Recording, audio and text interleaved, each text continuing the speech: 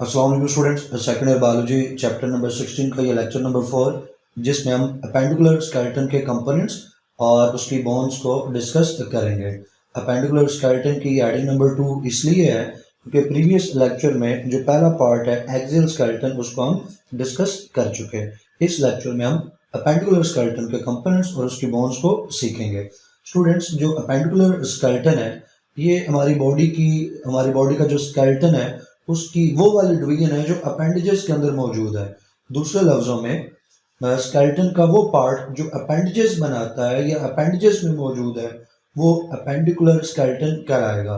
Appendages हमारी body की जो एक्सटेंशंस हैं या हमारी बॉडी के वो स्ट्रक्चर्स हैं जो हमें मूवमेंट देते हैं, और इसमें आर्म्स और लेग्स आते हैं।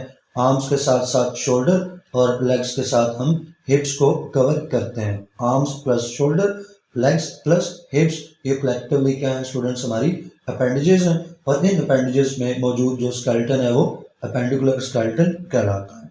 तो इस तरह इसके कंपोनेंट्स को देखें तो जो अपेंडिकुलर स्केलेटन है इसके फिर 4 कंपोनेंट्स हुए। पेक्टोरल गर्डल यानी शोल्डर गर्डल, फिर पेल्विक गर्डल यानी हिप गर्डल, फिर 2 लिम्स हैं, 4 लिम्स और हाइंड लिम्स।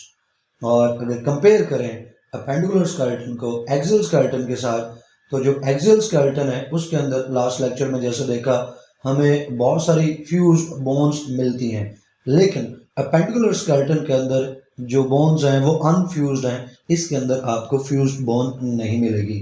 एक और आप पॉइंट ऐड कर सकते हैं कि अपेंडिकुलर स्केलेटन चूंकि अपेंडेजेस के अंदर मौजूद है और अपेंडेजेस आर्म्स और लेग्स का काम है मूवमेंट देना, तो इसका मतलब है कि अपेंडिकुलर स्केलेटन जो है ये मूवेबल स्केलेटन है, ये ग्रेटर एक्सटेंट तक मूवमेंट अलाउ करता है, जबकि एक्सियल स्केलेटन के कुछ हिस्से मूवमेंट अलाउ नहीं करते हैं और जो पार्ट्स इसके मूवमेंट अलाउ करते हैं वहां पे भी रिस्ट्रिक्टेड मूवमेंट है या आप कह लो लिमिटेड मूवमेंट है। इसके बाद हमने जो अपेंडिकुलर स्केलेटन है इसके कंपोनेंट्स को 1 बाय 1 डिस्कस करना है। आगाज लेते हैं पेक्टोरल गर्डल और 4 लिम्ब से।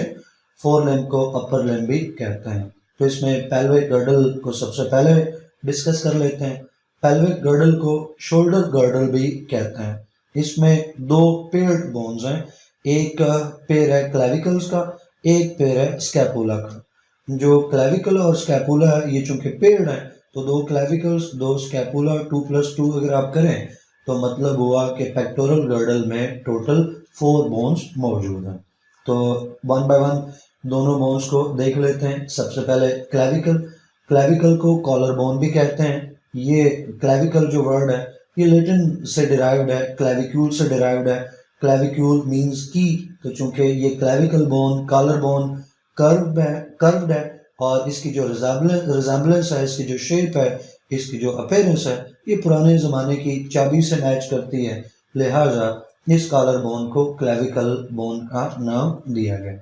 अगर इसकी लोकेशन देखें तो स्टूडेंट्स ये स्टर्नम और स्कैपुला के दरमियान में मौजूद है, जैसा कि इस डायग्राम में आप देख सकते हैं। ये स्कैपुला एक तरफ ये स्टर्नम के साथ जो है वो जॉइंट फॉर्म कर रही है, दूसरी तरफ ये स्कैपुला के साथ जॉइंट फॉर्म कर रही है। तो हम कहते हैं कि जो क्लेविकल है ये प्रेजेंट है बिटवीन स्टर्नम एंड स्कैपुला। तो एक तरफ क्लेविकल आप देख सकते हो, इसी तरह दूसरी तरफ भी क्लेविकल है, साथ स्कैपुला भी दोनों तरफ मौजूद है। तो हमारा फोकस इस वक्त क्लेविकल पे है। तो क्लेविकल स्टूडेंट्स फिर आप देख सकते हैं कि 2 तरफ जॉइंट्स फॉर्म कर रही है, एक स्टर्नम के साथ यहाँ पे और दूसरा यहाँ पे जॉइंट बन रहा है, ये जॉइंट है स्कैपुला के साथ। अब हमने क्या करना है कि हमने क्लेविकल के जो एंड्स हैं इनको नेम करना है। तो एक एंड इसका स्टूडेंट्स जुड़ा हुआ है स्टर्नम के साथ, इस एंड को फिर हम स्टर्नम एंड कहेंगे, और दूसरा जो क्लेविकल का एंड है ये स्कैपुला के साथ जुड़ा हुआ है, इसको स्कैपुलर एंड का नाम देंगे। अब ये जो स्कैपुला है ये स्टूडेंट्स काफी बड़ी बोन है, तो इसका ये वाला जो हिस्सा है स्कैपुला का जो क्लेविकल के साथ जुड़ा है, इस हिस्से को नाम दिया जाता है एक्रोमियन का।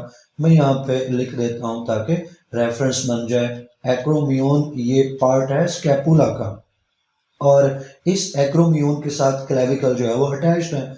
तो फिर जो क्लेविकल का ये वाला एंड है स्कैपुला की तरफ, इसको या तो आप स्कैपुलर एंड कह सकते हो, या चूंकि ये एक्रोमियन के साथ जॉइंट फॉर्म कर रहा है तो फिर आप इसको एक्रोमियल एंड भी कह सकते हो।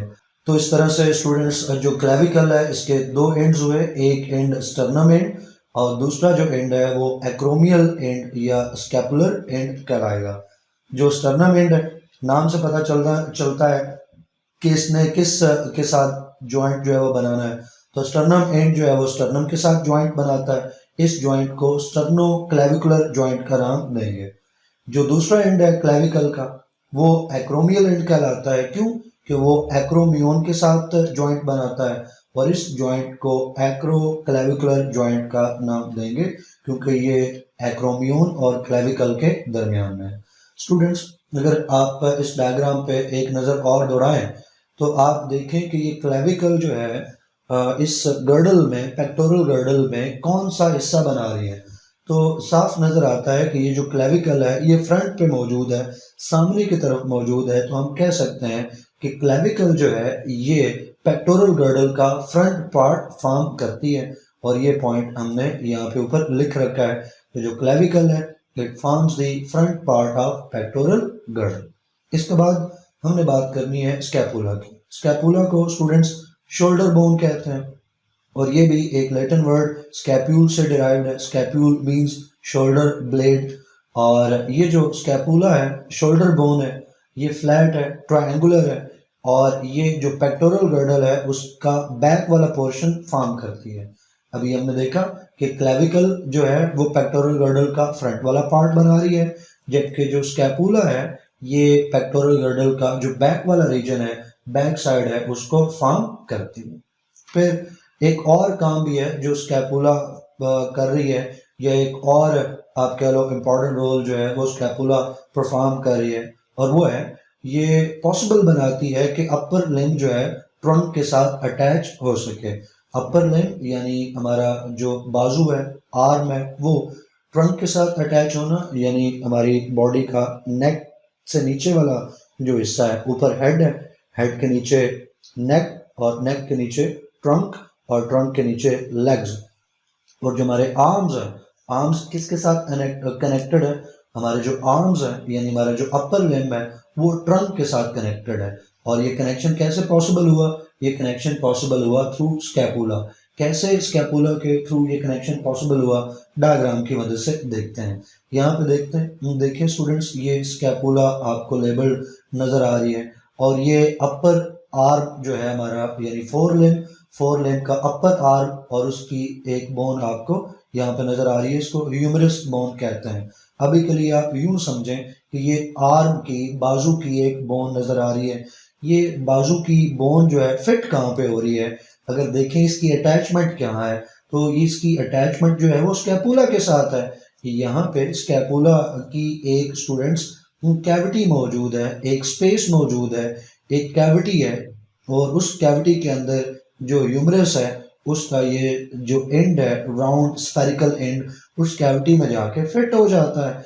और हम कहते हैं कि इस तरह से हमारा जो अपर आर्म है या आप कह लें कि हमारा जो अपर लिम्ब है, फोर लिम्ब है, वो ट्रंक के अंदर फिट हो गया, ट्रंक के साथ अटैच हो गया। तो अगर स्कैपुला ना हो तो ये कैविटी ना हो, ये कैविटी ना हो तो हमारा जो बाजू है वो ट्रंक के साथ अटैच नहीं हो सकता। इसी स्कैपुला को अगर हम तो एक अलग करके एक बड़ी डायग्राम में देखें इसके डिफरेंट पार्ट्स को, तो यहाँ पे आप देख सकते हो कि ये पूरा जो पार्ट है स्टूडेंट्स ये स्कैपुला है, इसके डिफरेंट रीजन्स हैं। इस स्कैपुला का एक पार्ट एक्रोमियन कहलाता है जिसके साथ क्लेविकल अटैच्ड है, या इसको एक्रोमियन प्रोसेस कह सकते हो। एक अंदर की तरफ और भी प्रोसेस होता है जिसको कोराकॉइड प्रोसेस कहते हैं। इसकी डिफरेंट साइड्स हैं, जो स्कैपुला है इसके डिफरेंट साइड्स हैं। अंदर की तरफ इसकी यानी आप कह लो कि ह्यूमरस की तरफ या बाजू की तरफ जो इसकी साइड है वो लेटरल साइड कहलाती है और वो पूरा मार्जिन लेटरल बॉर्डर कहलाएगा। इसी लेटरल साइड पे, लेटरल बॉर्डर वाली साइड पे यहाँ पे स्कैपुला पे हमें एक कैविटी नजर आती है, एक स्पेस नजर आती है। इस स्पेस को, इस कैविटी को ग्लेनॉइड कैविटी का नाम देते हैं। स्टूडेंट्स ये ग्लेनॉइड कैविटी वो रीजन है, वो स्पेस है जहाँ पे ह्यूमरस ने फिट होना है। तो ह्यूमरस हम कह रहे हैं कि हमारा जो अपर आर्म है, उसकी ये बोन है इसने फिट होना है, और फिट कहाँ पे होना है, ये जो ग्लेनॉइड कैविटी है इसके अंदर फिट होना है। तो इस तरह से हमारा जो बाजू है, आर्म है, वो ट्रंक के साथ जो है वो अटैच हो जाता है, ट्रंक के साथ जुड़ जाता है स्कैपुला की मदद से या स्कैपुला की ग्लेनॉइड कैविटी की मदद से। और डिफरेंट रीजन्स को हम देखें तो एक तो ये बाजू की तरफ वाला जो इसका बॉर्डर है या मार्जिन है, लिटरल बॉर्डर हो गया। इसके बिल्कुल अपोजिट साइड पे मीडियल बॉर्डर है और टॉप के ऊपर सुपीरियर बॉर्डर है स्कैपुला का। तो ये डिफरेंट पार्ट्स हैं स्टूडेंट्स स्कैपुला के, और स्कैपुला में यहाँ पे ग्लेनॉइड कैविटी को फोकस करें क्योंकि अगला हमारा पॉइंट यही है कि लेटरल साइड पे एक डिप्रेशन है, एक कैविटी है जिसको ग्लेनॉइड कैविटी कहते हैं, और इसी ग्लेनॉइड कैविटी में जो ह्यूमरस का स्फेरिकल हेड है वो आकर फिट होता है, और इस तरह से आर्म जो है वो ट्रंक के साथ अटैच हो जाता है। जो बात ऊपर भी हमने की कि ये पॉसिबल स्कैपुला ये पॉसिबल बनाती है कि अपर लिम्ब ट्रंक के साथ अटैच हो सके थ्रू ग्लेनॉइड कैविटी। अब ये जो डायग्राम है स्टूडेंट्स क्लेविकल और स्कैपुला की, इसको हम डिस्कस कर चुके हैं, इस डायग्राम को भी अभी अभी हमने देखा। इसके बाद फिर हम फोर लिम्ब की तरफ मूव करते हैं। फोर लिम्ब को अपर लिम्ब भी कहते हैं। दो जो हमारे फोर लिम्ब्स हैं, दोनों फोर लिम्ब्स में 30 बोन्स मौजूद हैं। एक फोर लिम्ब में भी 30 बोन्स, दूसरे फोर लिम्ब में भी 30 बोन्स। इनमें एक ह्यूमरस है, एक रेडियस है, एक अल्ना है, 8 जो हैं वो कार्पल्स हैं और 5 मेटाकार्पल्स हैं, और 14 बोन्स जो हैं वो फ्लेंजेस हैं। फोर लिम्ब्स की इन डिफरेंट बोन्स को डायग्राम में जाके स्टूडेंट्स हम मार्क करते हैं। तो यहाँ एक साइड पे आपको कलरफुल या डिफरेंट कलर्स के अंदर ये पूरे का पूरा फोर लिम्ब जो है वो शो किया गया। एक फोर लिम्ब एक तरफ तो दूसरा फोर लिम्ब दूसरी तरफ है। हर फोर लिम्ब में टोटल 30 बोन्स मौजूद है।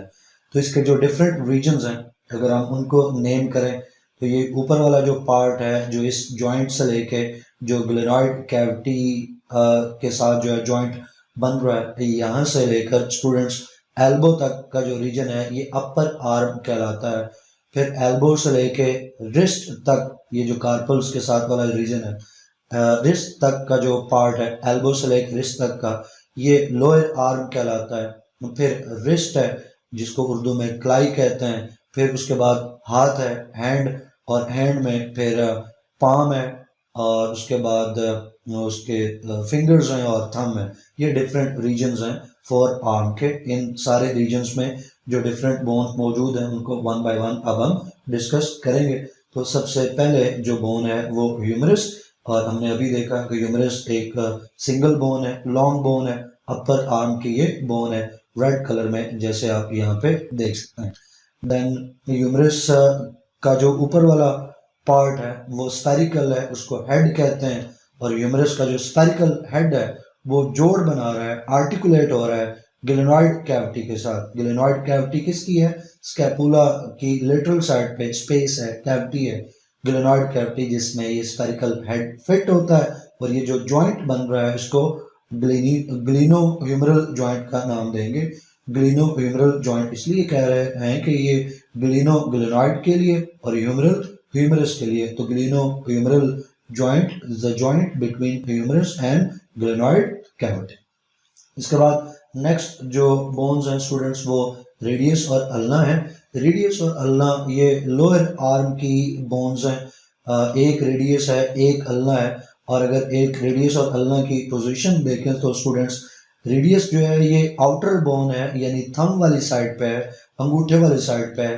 अल्ना जो है ये इनर साइड पे मौजूद है यानी अंगूठे थंब की अपोजिट साइड पे। अगर डायग्राम में इनको लोकेट करें तो मैं थंब को पहले मार्क कर देता हूँ। ये स्टूडेंट्स हो गया थंब, और थंब वाली साइड पे ये ग्रीन में आप रेडियस देख सकते हो, और थंब के दूसरी तरफ या रेडियस के दूसरी तरफ अल्ना मौजूद है। अगर लेंथ में देखें तो स्टूडेंट्स अल्ना जो है ये रिलेटिवली लॉन्गर है as compared to radius. Ulna की लेंथ जो है वो ज़्यादा है। Ulna is slightly bigger, slightly longer than the radius. इस पॉइंट को आप याद रख सकते हैं, अगर पूछा जाए तो आप बताने के काबिल हो। इसके बाद हमने रिस्ट की बोन्स को कवर करना है। रिस्ट की बोन्स जो हैं वो कार्पल्स हैं। कार्पल्स जो हैं स्टूडेंट्स जैसे कहा कि ये रिस्ट बोन्स हैं, ये क्लाई की बोन्स हैं, नंबर इनका 8 है, और ये 8 बोन्स जो हैं 2 रोज के अंदर अरेंज्ड हैं। 4 जो कार्पल्स हैं ये ऊपर एक रो बनाती हैं और 4 कार्पल्स जो हैं वो नीचे रो बनाती हैं। डायग्राम में इनको स्टूडेंट्स लोकेट करें तो यहाँ पे आप कार्पल्स जो लेबल्ड है इसका कलर देखें और बोन्स के अंदर यही कलर आप तलाश करें तो आपको जो कार्पल्स हैं वो नज़र आ जाएंगी। अब 4 कार्पल्स जो हैं वो ऊपर एक रो बना रही हैं और ये ऊपर वाली जो रो है ये अपर रो कहलाएगी या प्रोक्सिमल रो कहलाएगी, ये रेडियस के साथ जॉइंट बना रही है। फिर जो नीचे वाली जो रो है कार्पल्स की ये नीचे मेटा कार्पल्स के साथ जॉइंट फॉर्म करती है। तो जैसा हमने बात की कि कार्पल्स 8 बोन्स हैं, 2 रोज हैं इनकी। ऊपर वाली जो रो है वो अपर रो या प्रोक्सिमल रो कहलाएगी और इनका जॉइंट बनता है रेडियस के साथ और ये जॉइंट जो है वो असल में रिस्ट जॉइंट है, क्लाई का जॉइंट है। फिर जो नीचे वाली 4 कार्पल्स हैं, नीचे वाली जो रो है उसको लोअर या डिस्टल रो कहेंगे और इस रो के जो जॉइंट्स हैं वो मेटा कार्पल्स के साथ फॉर्म होते हैं। ये जो कार्पल्स हैं ये हमारे इस 4 लिम्ब में काफ़ी हद तक स्टेबिलिटी प्रोवाइड करती हैं और साथ टू सम एक्सटेंट जो क्लाई है इसके अंदर मूवमेंट भी मौजूद है। तो कार्पल्स जो हैं वो सम एक्सटेंट तक मूवमेंट भी अलाउ करती हैं और साथ 4 लिम्ब में ये स्टेबिलिटी भी प्रोवाइड करते हैं। कार्पल्स के बाद अब हमने बात करनी है मेटा कार्पल्स की। मेटा कार्पल्स ये स्टूडेंट्स पाम की बोन्स हैं, इनका नंबर जो है वो 5 है। डायग्राम में इनको लोकेट करें तो कलर के साथ आप इनको देख सकते हो। मेटा कार्पल्स 5 हैं, इनका कलर जो है यहाँ पे आप स्ट्रक्चर में बोन में वही कलर आप तलाश करें तो आपको मेटा कार्पल्स जो है वो नज़र आ जाएंगी। तो ये 5 मेटा कार्पल्स हैं जो कि पाम बनाती हैं हमारे हाथ का। फिर फ्लेंजेस हैं, फ्लेंजेस स्टूडेंट्स 14 बोन्स हैं और ये फिंगर और थंब की बोन्स हैं। नंबर 14 है, फिंगर्स और थंब में मौजूद है। हर फिंगर के अंदर 3 फ्लेंजेस मौजूद हैं लेकिन थंब के अंदर जो है वो सिर्फ और सिर्फ 2 फ्लेंजेस हैं। अगर आप इन्हें तलाश करना चाहें तो अगेन कलर स्कीम को यूज़ करें। फ्लेंजेस का जो वर्ड है उसका कलर देखें और यहाँ स्ट्रक्चर में आप कलर देखें तो आप मैच कर लेंगे इनको। तो 14 फ्लेंजेस हैं, जैसे कहा कि हर फिंगर के अंदर 3 लेकिन थंब के अंदर सिर्फ 2 फ्लेंजेस मौजूद हैं। तो इस तरह से हमने 4 लिम्ब उसकी बोन्स को डिस्कस किया, कवर कर लिया। अब हमने बात करनी है पेल्विक गर्डल की और पेल्विक गर्डल के साथ हाइंड लिम्ब को डिस्कस करना है। तो पेल्विक गर्डल और हाइंड लिम्ब में सबसे पहले पेल्विक गर्डल को स्टूडेंट्स हिप गर्डल भी कहते हैं और ये जो हिप गर्डल है ये 2 बोन से मिलकर बना है। इन 2 बोन्स को कॉक्सल बोन्स कह सकते हैं, इनको पेल्विक बोन्स कह सकते हैं, ये सिंपली इनको कॉक्सा का नाम भी दिया जाता है। डिफरेंट नेम्स हैं। बहरहाल पेल्विक गर्डल में 2 बोन्स हैं। ऊपर पेक्टोरल गर्डल में हमने देखा था 4 बोन्स थी लेकिन पेल्विक गर्डल में नंबर ऑफ बोन्स कितना है, 2 है और इन 2 बोन्स को हम क्या नाम दे रहे हैं, कॉक्सल बोन्स का नाम दे रहे हैं। दिलचस्प बात यह है स्टूडेंट्स कि इन दोनों में हर एक कॉक्सल बोन जो है वो फर्दर 3 बोन्स की फ्यूजन से बनी है, यानी 3 बोन्स फ्यूज होती हैं तो उन 3 बोन्स की फ्यूजन के नतीजे में एक कॉक्सल बोन जो है वो फॉर्म होती है। तो एक कॉक्सल बनाने के लिए 3 जो बोन्स फ्यूज हो रही हैं वो 3 बोन्स कौन सी हैं, उसमें इस्कियम है, इलियम है और प्यूबस है। ये 3 बोन्स फ्यूज होकर एक कॉक्सल बोन बनाती हैं। इसी तरह मजीद ये 3 बोन्स फ्यूज होकर दूसरी कॉक्सल बोन बनाती हैं। इसको आप फिर यूं कह सकते हैं कि जो 2 कॉक्सा हैं या कॉक्सल बोन्स हैं वो असल में 3 बोन्स की फ्यूजन के नतीजे में बनी। 3 बोन फ्यूज हुई तो एक कॉक्सल बोन, फिर 3 बोन्स फ्यूज हुई तो दूसरी कॉक्सल बोन जो है वो फॉर्म हुई। और ये फ्यूज होने वाली जो बोन्स हैं इनका नंबर लाजमी याद रखना है, इस्कियम, इलियम और प्यूबस, ये 3 बोन्स हैं। स्टूडेंट्स अगर इन तीनों बोन्स की लोकेशन को हम देखना चाहें डायग्राम में तो इलियम जो है वो ऊपर की तरफ है, इस्कियम और प्यूबस ये दोनों नीचे की तरफ है। मैं इनको मार्क कर देता हूँ, इलियम ऊपर की तरफ और इस्कियम और प्यूबस ये दोनों बोन्स नीचे की तरफ हैं।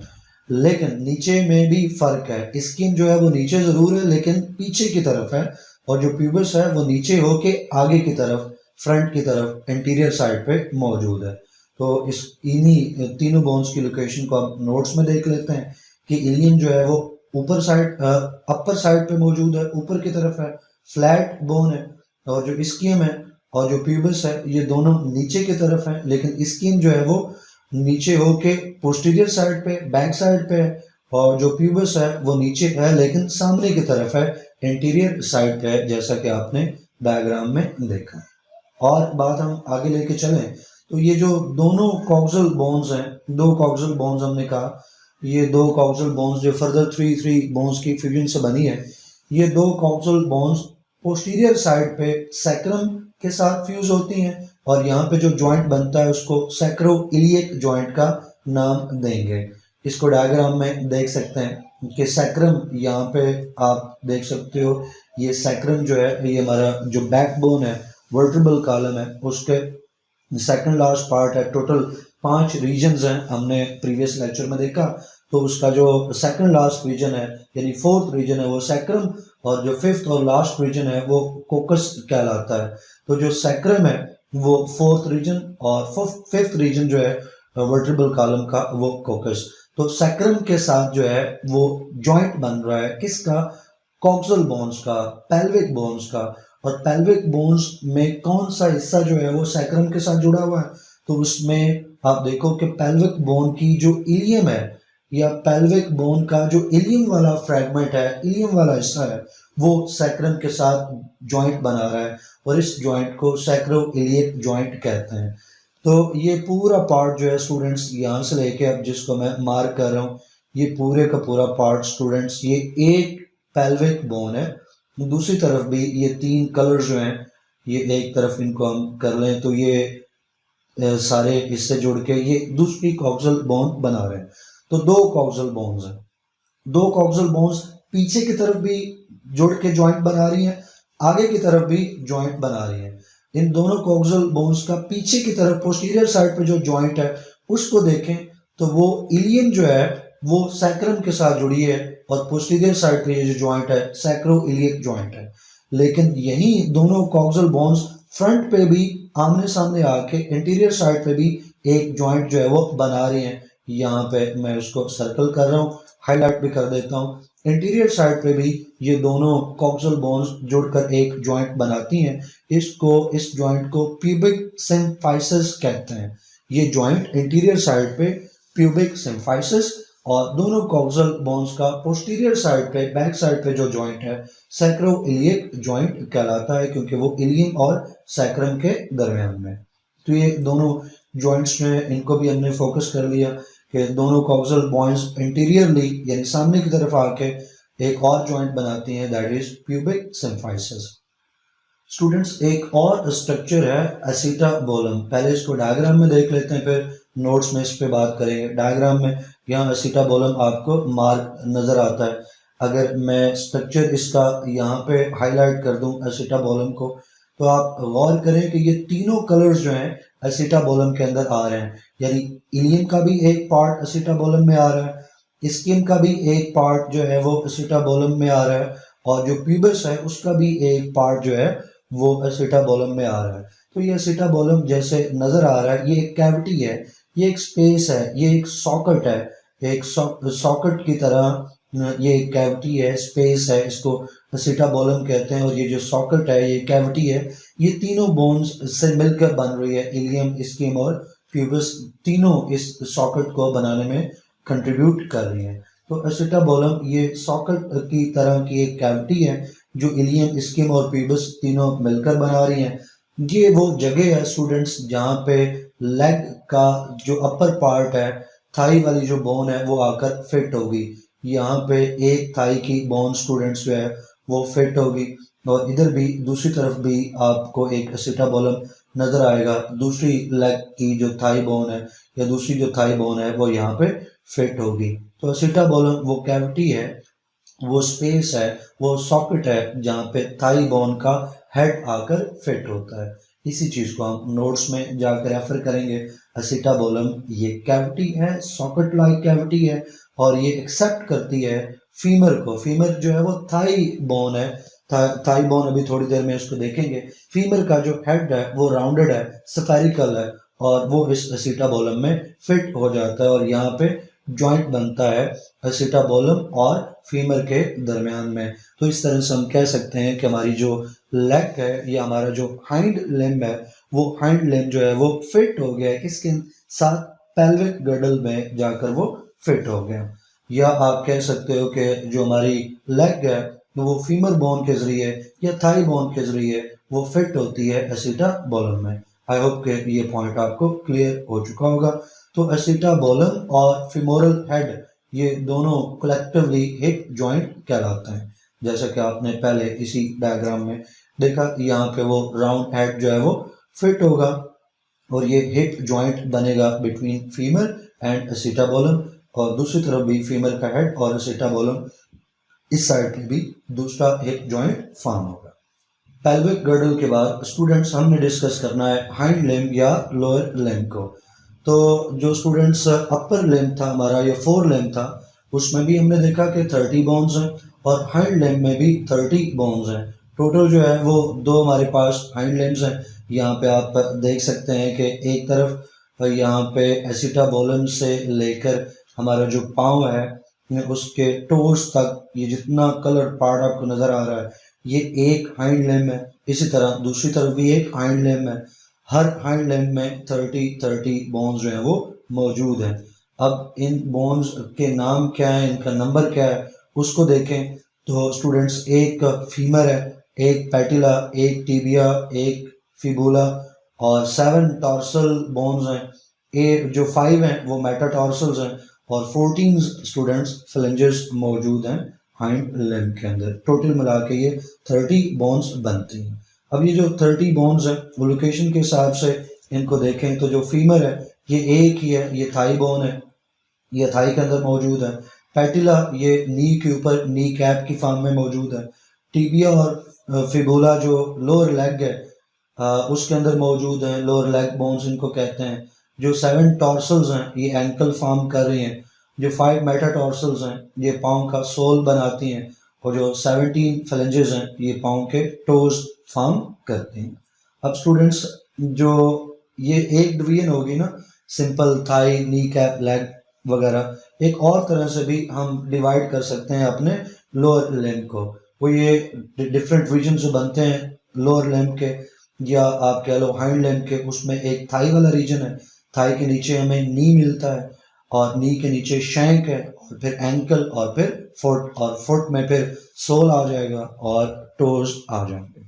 तो ये डिफरेंट रीजन्स हैं जिनमें हम अपने हाइंड लिम्ब को डिवाइड कर सकते हैं।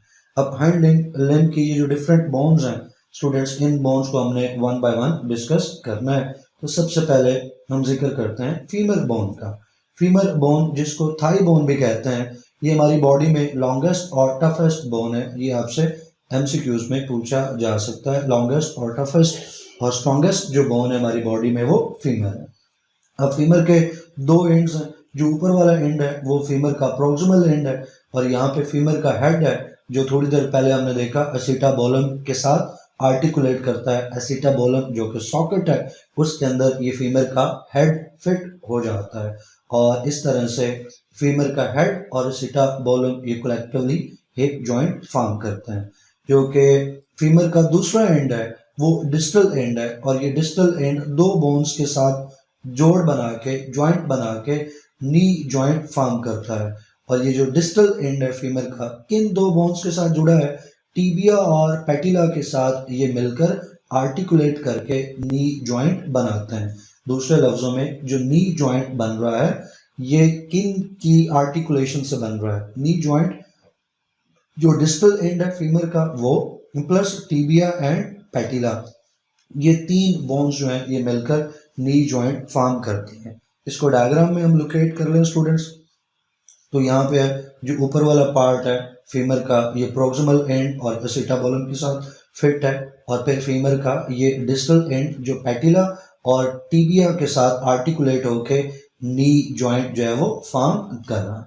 और जो फिबुला है स्टूडेंट्स, फिबुला जॉइंट नहीं बना रहा। फिबुला यहाँ पे स्टेबलाइजेशन का रोल प्ले करता है, वो स्टेबलाइज करता है लेकिन जॉइंट नहीं बनाता। फेबुला जो है ये एंकल का जो जॉइंट है उसको स्टेबल करने में अपना रोल प्ले करती है। ये बोन जिसको फिबुला का नाम दे रहे हैं, मैं आपको कह रहा हूँ कि फिबुला जो है ये स्टूडेंट्स एंकल जॉइंट को स्टेबलाइज करने में अपना काम कर रही है। ये जोड़ नहीं बनाती है, जॉइंट फॉर्म नहीं करती है, लेकिन टीबिया जो है ये जोड़ बनाती है, ये आर्टिकुलेट करती है। ये पॉइंट हम थोड़ी देर में देखेंगे।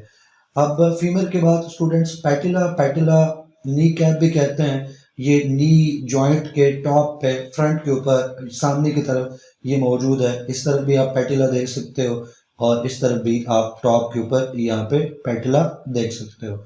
ये टॉप के ऊपर है। अब जो पैटिला है ना स्टूडेंट्स, ये एक टेंडेंट के अंदर एम्बेडेड होती है।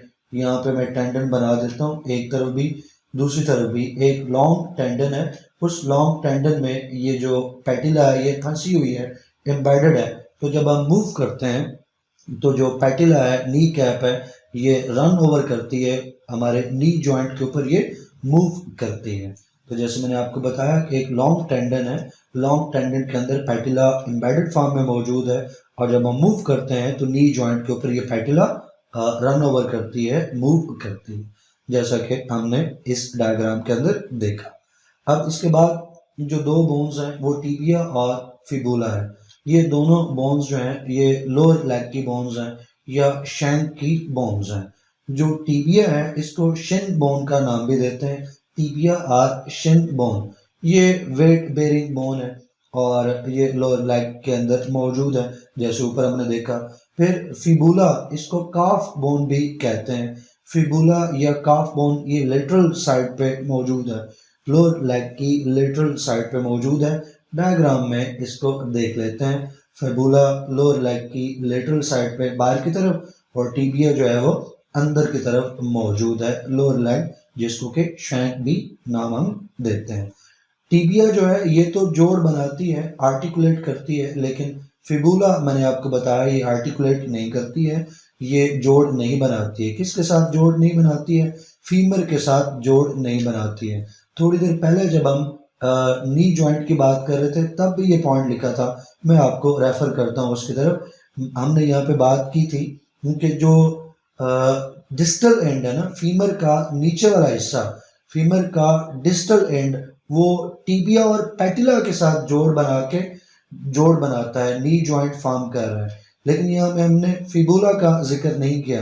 हमने ये तो कहा कि फीमर जो है टीबिया के साथ और पैटिला के साथ जोड़ बना रही है, लेकिन हमने ये नहीं कहा कि यहाँ पे फीमर जो है वो फिबुला के साथ जोड़ बना रही है, क्योंकि जो फिबुला है वो ऊपर फीमर के साथ जोड़ नहीं बनाती है। दोबारा से मैं इस बात को रिपीट कर रहा हूँ, फिबुला जो है स्टूडेंट्स ये फीमर के साथ जोड़ नहीं बनाती है, टीबिया जो है वो फीमर के साथ जोड़ या जॉइंट बनाती है। और फिर फिबुला बगैर जोड़ बनाए क्या काम कर रही है? मैंने जैसे आपके साथ जिक्र किया कि जो फिबुला है ये एंकल जॉइंट को स्टेबलाइज करने में अपना फंक्शन परफॉर्म करती है। इसके बाद स्टूडेंट्स टार्सल्स हैं। टार्सल्स का अगर हम जिक्र करें तो ये हम कह सकते हैं कि ये एंकल फॉर्म करती हैं, तो ये एंकल बोन्स हैं। अगर इनका नंबर देखें तो ये नंबर में 7 है और ये नंबर में जो 7 है एंकल बोन्स बना रही हैं और हील और इंस्टेप जो फुट का है उसको भी ये फॉर्म करती हैं काफ़ी हद तक, हील इंस्टेप ऑफ फुट। लेकिन मेनली आप कह सकते हो कि ये एंकल बोन्स हैं जो कि एंकल फॉर्म करती हैं। इनका जो प्रोक्सिमल एंड है, ऊपर वाला जो एंड है टार्सल्स का, वो टिबिया के साथ जोड़ बनाता है और इनका जो डिस्टल एंड है वो नीचे वाली बोन्स यानी मेटाटार्सल्स के साथ जोड़ बनाता है। डायग्राम में इस चीज़ को देखते हैं स्टूडेंट्स। हमने लोकेट करना है 7 टार्सल्स को।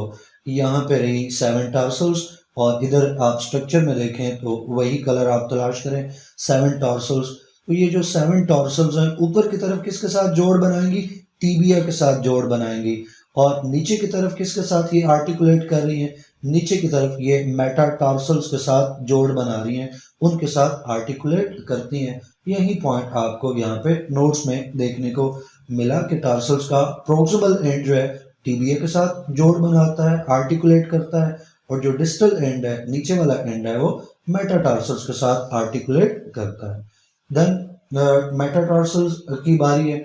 मेटाटार्सल्स स्टूडेंट्स ये रिजेंबल करती हैं मेटाकार्पल्स की तरह। मेटाकार्पल्स कहाँ पे पाई जाती हैं? मेटाकार्पल्स हमारे हाथ के अंदर पाई जाती हैं। जो हमारा हैंड है उसकी पाम जो है वो मेटाकार्पल्स की बनी है। इसी तरह पाँव में अगर हम जाएं तो जो मेटाटार्सल्स हैं वो पाँव का सोल बनाती हैं। जो हमारा फुट है, फुट का जो सोल है उसकी बोन्स कौन सी हैं? मेटाटार्सल्स। बिल्कुल वैसे ही जैसे हैंड की पाम में मेटाकार्पल्स हैं वैसे ही पाँव के सोल में मेटाटार्सल्स हैं। स्टूडेंट्स फिर लास्ट पे फेलेंजेस हैं। फेलेंजेस का नंबर यहाँ पे भी 14 है। स्मॉल बोन्स हैं और ये टोज बनाती हैं पाँव के, और हर टो के अंदर स्टूडेंट्स जो हैं वो 3 फ्लेंजेस मौजूद हैं सिवाय ग्रेट टो के। अब ग्रेट टो के अंदर जो है वो 2 फ्लेंजेस मौजूद होती हैं। ग्रेट टो कौन सा है? तो आप पाँव के लिए आमतौर पे थंब या फिंगर की टर्म इस्तेमाल नहीं करते। पाँव के लिए आप उनको जो नाम देते हो वो टोज का नाम देते हो। तो जो ग्रेट टो है इसको समझने के लिए आप यूं देख लें कि पाँव का जो थंब है वो ग्रेट टो है। तो जैसे हाथ का जो थंब था उसमें 2 फ्लेंजेस थी, वैसे ही पाँव का जो थंब है उसमें भी आपको 2 फ्लेंजेस देखने को मिलती हैं, और बाकी जितने टोज हैं या पाँव की बाकी जो फिंगर्स हैं उनमें 3-3 फ्लेंजेस मौजूद हैं। ये बिल्कुल वैसे ही है जैसे हमने हैंड में फ्लेंजेस को डिस्कस किया था और उनकी तरतीब को देखा था। आई होप कि ये लेक्चर आपको क्लियर हुआ होगा। कोई क्वेश्चन क्वेरी हो तो कमेंट सेक्शन में पूछिएगा। इंशाल्लाह नेक्स्ट वीडियो में नेक्स्ट टॉपिक पढ़ेंगे। टिल देन अल्लाह हाफ़िज़।